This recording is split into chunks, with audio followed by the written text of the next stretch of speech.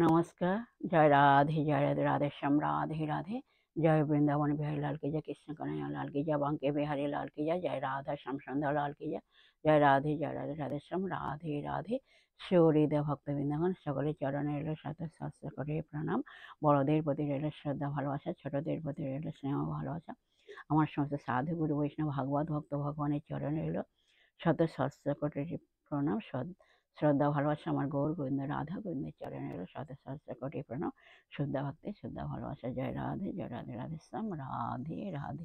জয় বৃন্দাবন বিহারি লাল কি জয়, বাঙ্কে বিহারি লাল কি জয়, জয় রাধা শ্যাম সুন্দর লাল কি জয়, জয় রাধে শ্যাম রাধে রাধে। এখন আজকের আলোচ্য বিষয় হলো কোশ্চেন এন্ড অ্যান্সারের মাধ্যমে মধুর অমৃত কথা আমরা এখন শ্রবণ করব। আসুন আমরা শ্রবণ করি। এখন কোশ্চেন হলো, শান্তনু রাজার পুত্ররা জন্মিবার পরই কেন তাদেরই মা গঙ্গা স্বয়ং ছেলেদেরকে জলে বিসর্জন দিয়েছিলেন?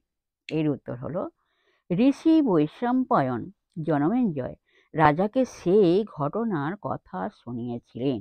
ইক্ষ্বাকু বংশীয় রাজা মহাভীষ পৃথিবীতে সহস্র অশ্বমেধ ও শত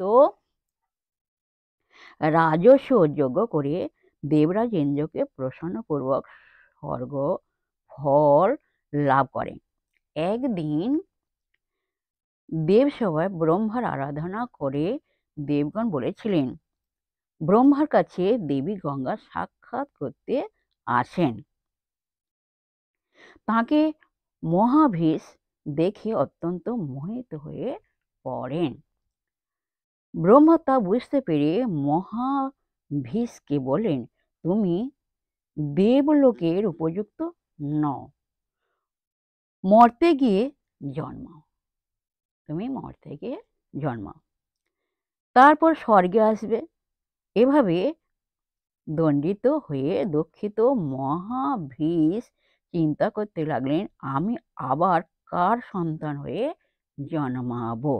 নানা রাজর্ষির কথা ভাবতে ভাবতে রাজা প্রতীপের পুত্র হতে ইচ্ছা করলেন।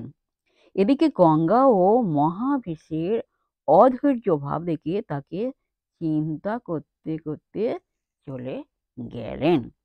গঙ্গা পথমাঝে দেখলেন বসু নামক দেবতারা মূর্ছিত ও বিকল ইন্দ্রিয় হয়ে পড়ে আছেন। তাদের দুরবস্থার কারণ জানতে চাইলে তারা বলেন, মহর্ষি বশিষ্ঠ একদিন সন্ধ্যাকালে এক স্থানে বসেছিলেন। তাকে আমরা যথাবিধি সম্মান না করে ফিরছিলাম। তাতেই রুষ্ট হয়ে তিনি আমাদের অভিশাপ দেন, মানুষ যোনি প্রাপ্ত হও, তাই আমাদের এই দুরবস্থা। হে মাতো গঙ্গা, পৃথিবীতে কোনো সাধারণ মানুষের গর্ভে আমরা জন্মাতে চাই না। আপনি কৃপা করে আমাদের জননী হন। আপনি নবকলেবর ধারণ করে পৃথিবীতে অবতীর্ণ হয়ে আমাদের সৃষ্টি বিধান করুন। এই প্রার্থনা শুনে গঙ্গা বললেন, মর্তে কোন মহাপুরুষ তোমাদের জনক হতে পারেন?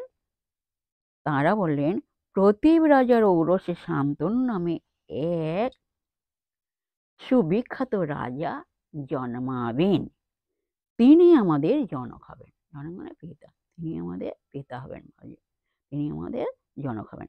গঙ্গা বললেন, মর্তে গিয়ে জন্ম নিয়ে কি লাভ হবে? তোমরা জন্মালে তোমাদের প্রিয় কার্য সাধন করব কিভাবে? বসুগণ বললেন, আপনার পুত্ররূপে জন্মিবা মাত্র আমাদেরকে জলে নিক্ষেপ করবেন, যাতে অধিককাল আমাদেরকে ভূলোকের যন্ত্রণা সহ্য করতে না হয়।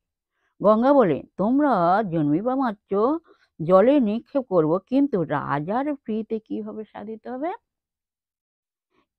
এরকম কর্মে তিনি তো মানসিক যন্ত্রণায় কাতর হয়ে পড়বেন। বসুগণ বললেন, আমাদের নিজ নিজ বীর্যের অর্ধশেকি ভাগ প্রদান করব, যাতে তাঁর একটি পুত্র জন্ম হবে। তাঁর সেই পুত্রই থাকবেন, কিন্তু সেই পুত্রের কোনো সন্তান থাকবে না। সেই বিধি অনুসারে বসুগণ জন্মিবা মাত্র একে একে তাদেরকে মা গঙ্গা জলে বিসর্জন দিলেন। প্রতিপুত্র রাজা শান্তনুর কাছে গঙ্গা পানি গ্রহণের আগেই শর্ত রেখেছিলেন, আমার কাজকর্মে আপনি বাধা দিবেন না বা প্রশ্ন করবেন না। কিন্তু ভীষ্মের জন্মের পর রাজা অধৈর্য হয়ে বাধা দিলেন, অধৈর্য হয়ে বাধা দিলেন। যাই হোক, আজকের এই পর্যন্ত বিশ্রাম হলাম। বিশেষ হৃদয় ভক্তবৃন্দের উদ্দেশ্যে বলছি, প্রত্যেকের উদ্দেশ্যে যে সবাই সুখে থাকবেন, শান্তিতে থাকবেন, এক সেকেন্ড নিরানন্দে থাকবেন না, সদা সর্বদাই শান্তিতে থাকবেন, আনন্দে থাকবেন। আর নিজ নিজ পিতামাতাকে দেখবেন, তাদের যেন দুঃখ কষ্ট না হয় সেদিকে লক্ষ্য রাখবেন। আর আসুন এখন মানবী মানে পর্ব শেষ করে মনকে কাদা তালের মধ্যে নরম করে শেষের মধ্যে চালু করে মনের মধ্যে অহংকার দেখে আসুন আমরা এখন রাধার নাম কীর্তন করি। কোনো কিছু ধর্মগ্রন্থ পাঠ করার পর, আলোচনা করার পর নাম কীর্তন করতে হয় এবং জয় দিতে হয়। আসেন আমরা এখন রাধার নাম কীর্তন করি। রাধে রাধে।